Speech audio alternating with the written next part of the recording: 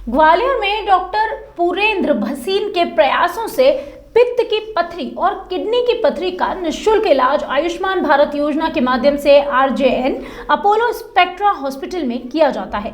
वहीं ग्वालियर सहित आसपास के जिलों में भी आम लोगों को कम खर्च पर आरजेएन अपोलो स्पेक्ट्रा हॉस्पिटल विश्व स्तर की विश्वसनीय स्वास्थ्य सुविधाएं मिल रही है।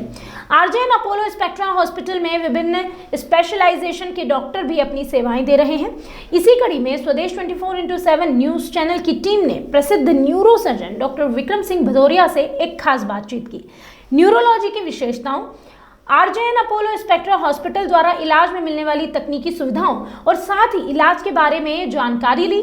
आइए आप भी देखिए न्यूरोलॉजी क्या है, इसमें इलाज कैसे होता है और आरजेएन अपोलो स्पेक्ट्रा हॉस्पिटल क्या क्या सुविधाएं उपलब्ध कराता है। नमस्कार, मैं अवधेश शर्मा और आप देख रहे हैं स्वदेश 24x7 न्यूज चैनल। आज हम मौजूद हैं आरजेएन अपोलो में, जहां हम बात करेंगे डॉक्टर विक्रम सिंह भदौरिया से न्यूरोलॉजी के ऊपर, चूँकि ये न्यूरो सर्जन भी हैं, और इनसे जानेंगे क्या इनकी स्पेशलाइजेशन है, क्या इनकी डिग्रियां हैं, कैसे ये मरीजों का इलाज करते हैं, अपोलो आरजेएन में क्या सुविधाएं मरीजों के लिए उपलब्ध है। सर, आपका बहुत बहुत स्वागत है स्वदेश 24x7 में। नमस्कार अवधेश जी। पहले तो मैं बता देना चाहता हूँ कि मैं इसी शहर की पैदाइश हूँ।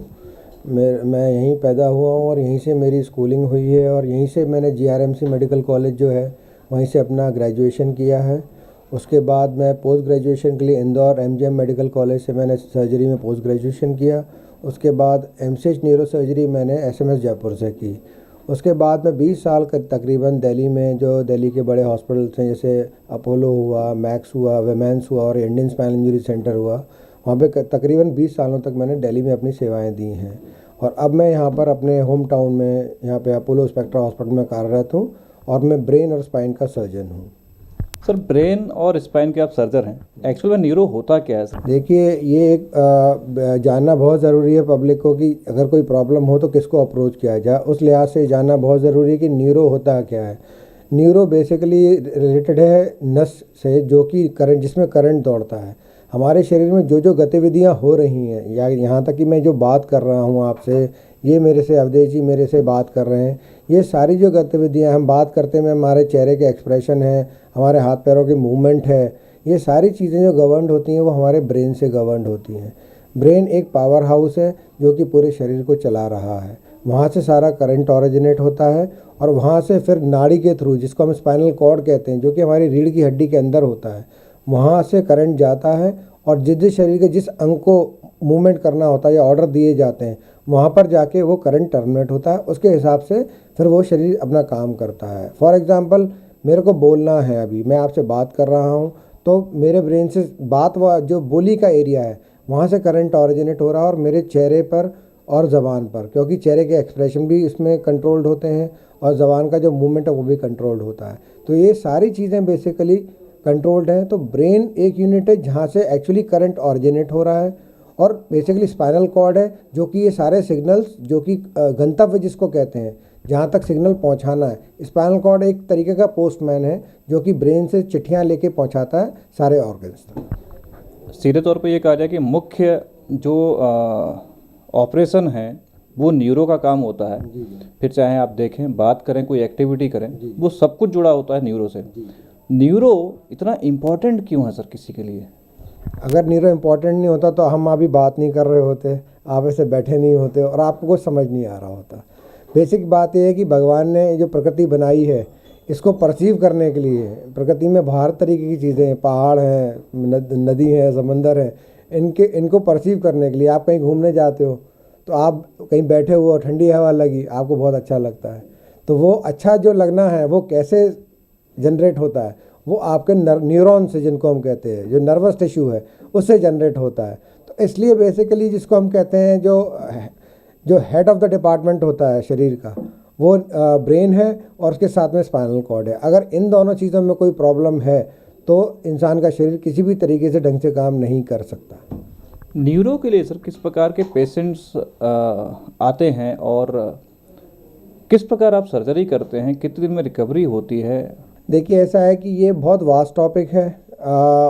एक हम इसको ब्रॉड कैटेगरी में डाल दें कि जो न्यूरो के पेशेंट्स होते हैं प्रमुखतः ब्रेन के होते हैं और स्पाइन के होते हैं। इन दोनों में एक कैटेगरी कॉमन होती है, ट्रॉमा। तो अगर चोट लगती है, वो चोट किसी भी कारण से हो सकती है, चाहे वो रोड ट्रैफिक एक्सीडेंट हो, चाहे वो गिरकर चोट लगी हो, चाहे वो झगड़े में चोट लगी हो, तो वो चोट के कारण से बहुत सारी इंजरीज़ ब्रेन में होती हैं और वैसी इंजरी स्पाइनल कॉर्ड में भी हो सकती है, रीढ़ की हड्डी में भी हो सकती हैं। तो वो एक अलग सेगमेंट होता है। इसके अलावा ब्रेन में जैसे कि आपने सुना होगा ब्रेन ट्यूमर हुआ या मिर्गी के दौरे हुए या बेहोशी आना या स्ट्रोक आ जाना, इस तरीके की प्रॉब्लम्स ब्रेन में होती हैं, तो उसका इलाज अलग होता है। मैं न्यूरोसर्जन हूँ, मेरा काम है सर्जरी करना। तो इसमें से एक सेगमेंट होता है न्यूरो में, 10% पेशेंट्स ही होते हैं जिनको सर्जरी की ज़रूरत होती है। 90% पेशेंट्स दवाइयों से ठीक हो जाते हैं। 10% ही पेशेंट ऐसे होते हैं जिनको एक्चुअली सर्जरी की ज़रूरत होती है और वो हमें रेफ़र किए जाते हैं। मैं आपको एक्सप्लेन कर देता हूँ। यहाँ पर हम अपोलो स्पेक्ट्रा में बैठे हुए हैं। ये यहाँ पर जो वर्ल्ड क्लास फैसिलिटीज़ हैं सारी, जो भी आपको दिल्ली में फैसिलिटीज़ मिलेंगी, वो सारी फैसिलिटीज़ यहाँ पर हमने डेवलप कर ली हैं। एक डेडिकेटेड आईसीयू है, डेडिकेटेड न्यूरो ओटी है और सारे इक्विपमेंट्स हैं जैसे कि माइक्रोस्कोप है, हाई स्पीड ड्रिल्स हैं, क्यूसा नाइफ है, न्यूरो नेविगेशन है। ये सारी चीज़ें अंडर वन रूफ अवेलेबल हैं। इन हाउस हमारा सीटी है, राउंड द क्लॉक हमारे इंटेंसिविस्ट हैं। बेसिकली न्यूरो के पेशेंट्स को एक अच्छा आईसीयू की बहुत ज़रूरत होती है। जिस हॉस्पिटल में अच्छा आईसीयू नहीं है, वहाँ पर न्यूरो सर्जन कितना भी अच्छा काम कर ले, लेकिन उसका आउटकम उतना अच्छा नहीं हो सकता, क्योंकि हमारे पेशेंट्स को इनिशियली 3-4 दिन तक बहुत क्लोज मॉनिटरिंग की ज़रूरत होती है।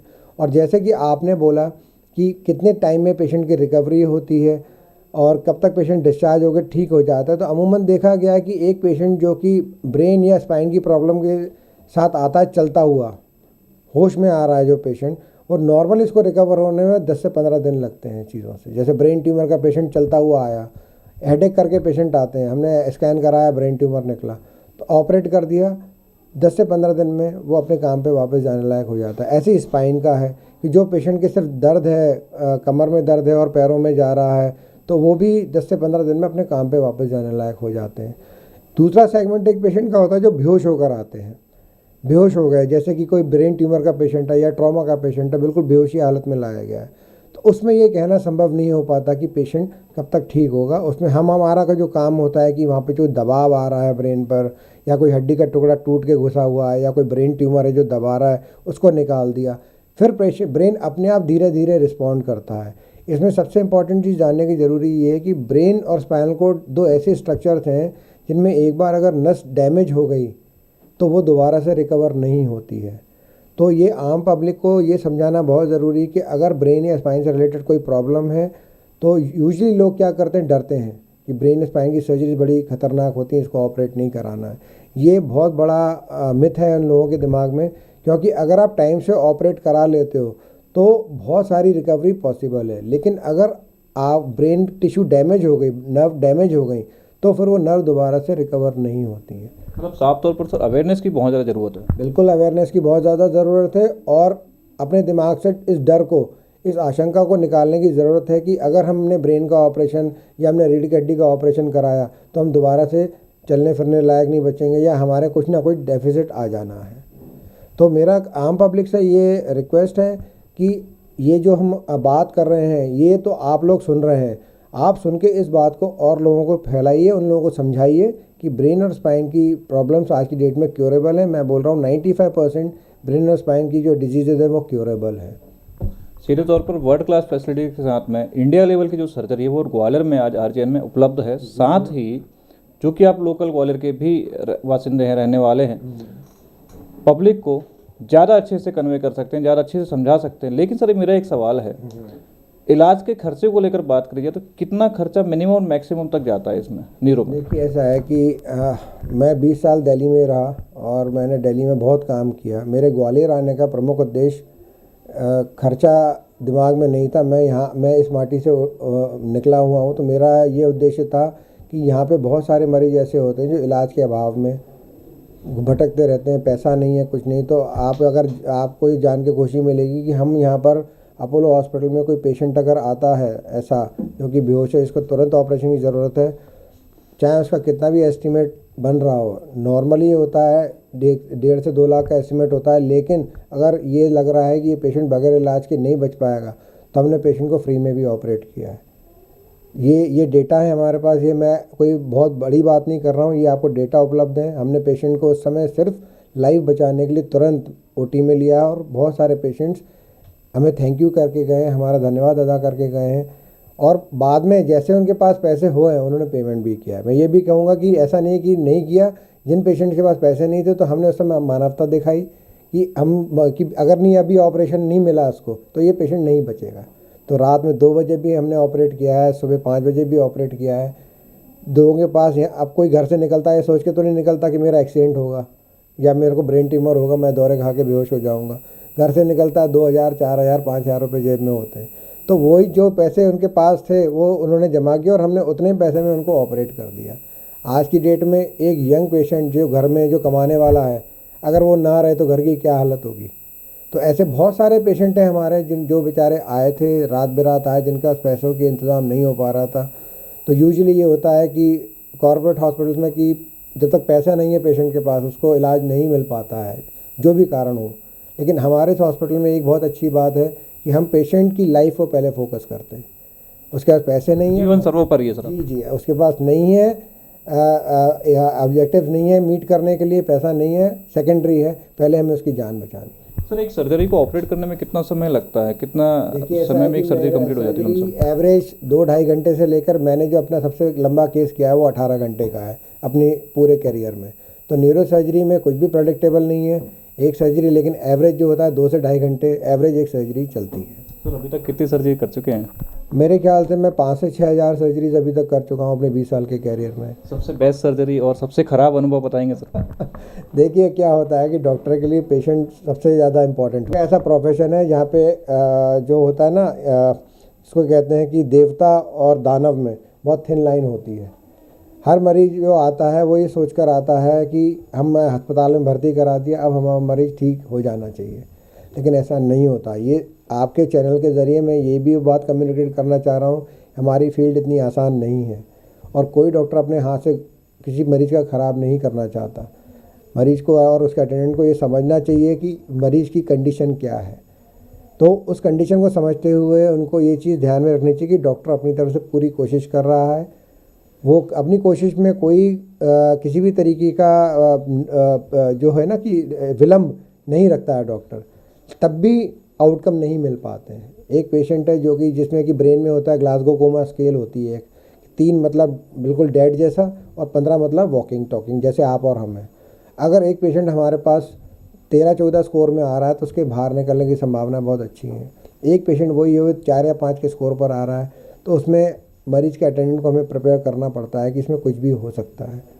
बट थैंकफुली हमारा यहाँ पे जो टाइम ऑफ इंटरवेंशन है, हम ये नहीं देखते कि रात के 1:30 बज रहे हैं, पेशेंट के पास ब्लड देने के लिए ब्लड देने के लिए लोग नहीं हैं या उसके पास पैसे नहीं हैं। हमारा प्राइमरी एम होता है कि हम पेशेंट को जितनी जल्दी हो सके ऑपरेट करें, उसको रिस्क से बाहर निकालें। तो अनुभव की बात करूं तो ख़राब अनुभव तो हर एक की ज़िंदगी में होते हैं। मैं अच्छे अनुभव शेयर करना चाहता हूं। मेरे बहुत सारे पेशेंट से एक जो मुझे याद है कि एक लेडी पेशेंट थी जिसको दोनों पैर उसके रह गए थे, उसकी स्पाइन सर्जरी की, वो साउथ इंडियन थी। अगर मेरे पास उसका वीडियो अवेलेबल होगा, उसने यूट्यूब पर डाला है। उसने अपने जो साउथ इंडिया के जो सबसे बड़े भगवान कौन से होते हैं, तिरुपति बालाजी। हाँ जी। तो उसने अपने वीडियो में ये बात बोली है कि उसने मुझे मतलब मेरे को बड़ा छोटा महसूस हुआ कि उसने मुझे उनसे कंपेयर कर दिया कि ये मेरी ज़िंदगी में तिरुपति बनकर आए थे।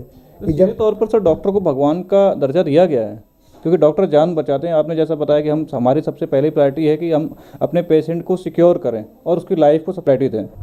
देखिए ऐसा है कि जब से सरकारी नियमों के तरीके डॉक्टरी प्रोफेशन को कंज्यूमरिज्म में डाल दिया गया है तो ये फिर वो उस तरीके का प्रोफेशन नहीं बचा। मैंने वो भी दिन देखे हैं जब डॉक्टर खड़ा हो जाता था तो बीच बाज़ार में लड़ाई भी हो रही होती थी तो लोग सम्मान में हट जाते थे अगर डॉक्टर वहाँ जाके खड़ा हो गया। मैंने वो भी दिन देखे हैं। लेकिन जब से कंज्यूमरिज्म आया है और जो सरकार जो कुछ नियम हैं जो ऐसे डाल दिए गए हैं कि हमारे प्रोफेशन को एक कंज्यूमर प्रोटेक्शन फोरम में डाल दिया गया है, तो मरीज़ का एटीट्यूड भी उस तरीके से चेंज हो गया है। वो ये सोचता है कि मैंने 2 लाख रुपए दे दिए या 3 लाख रुपए दे दिए, 5 लाख दे दिए, अब मेरा मरीज़ ठीक होकर निकलना चाहिए। तो ये बेसिकली एक सर्विस प्रोवाइडर की जैसे बात करें। जी हाँ कि आप अगर कोई गाड़ी खरीदने जा रहे हो तो आपने पैसे दे दिए तो गाड़ी ठीक मिलनी चाहिए आपको। Human body is totally different. तो ये आपके चैनल के जरिए हम ये भी एक संदेश पहुंचाना चाहते हैं कि सबसे इम्पॉर्टेंट चीज़ होती है भरोसा। आप जिस डॉक्टर के पास इलाज कराने जा रहे हैं आपको उसके ऊपर भरोसा करना ज़रूरी है। तो जब तक भरोसा आप नहीं दोगे इस डॉक्टर को, वो अपना 100% परफॉर्मेंस नहीं दे पाएगा। सर्जरी की बात करी जाए तो सर्जरी कितने प्रकार की यहाँ पे अवेलेबल है सर अपने आरजीएन अपोलो में, ग्वालियर में? देखिए ये बहुत डिटेल टॉपिक है, न्यूरो सर्जरी बहुत वास्ट सब्जेक्ट है, लेकिन मैं ये कहना चाहता हूँ कि ब्रेन में जो भी पूरी दुनिया में होता है वो हम यहाँ कर रहे हैं। स्पाइन में जो भी पूरी दुनिया में कुछ भी हो रहा है वो हम यहाँ ऑपरेट कर रहे हैं। तो इन नटशेल ये है कि कोई भी तरीके की तकलीफ़ हो, किसी भी तरीके की तकलीफ़ हो, आप बिल्कुल बगैर निसंकोच आप हॉस्पिटल में स्टेप इन कर सकते हैं। आपको बेस्ट ट्रीटमेंट मिलेगा और आपके साथ किसी भी तरीके का आपको ये चीटेड फील नहीं करोगे आप इस हॉस्पिटल में कि हम इलाज कराने ये आए तो हमारा ये हुआ। ये मैं एश्योर कर सकता हूँ आपको। ग्वालियर के लोगों को सर खासतौर से आम जनता को क्या संदेश देना चाहेंगे, इसके साथ मध्य प्रदेश को भी? आम जनता को अभी हाल फिलहाल तो ये संदेश देना चाहता हूँ कि सर्दियाँ बढ़ रही हैं, फॉग बढ़ रहा है, तो ड्राइव सेफली और नए साल पे ड्रंकन ड्राइविंग अवॉइड कीजिए, क्योंकि आप हो सकता है अपने घर की अकेली होप हो, आपका पूरा घर आप पे डिपेंडेंट हो, तो आपको अपनी सेफ्टी का ध्यान रखना बहुत ज़रूरी है। तो आपने देखा कि डॉक्टर विक्रम सिंह भदौरिया ने न्यूरो को लेकर काफ़ी अच्छी जानकारी दी। ऐसे ही नई नई जानकारी अलग अलग डॉक्टरों के माध्यम से आप तक बिल्कुल पहुंचाते रहेंगे। तब तक देखते रहिए स्वदेश 24/7 ग्वालियर।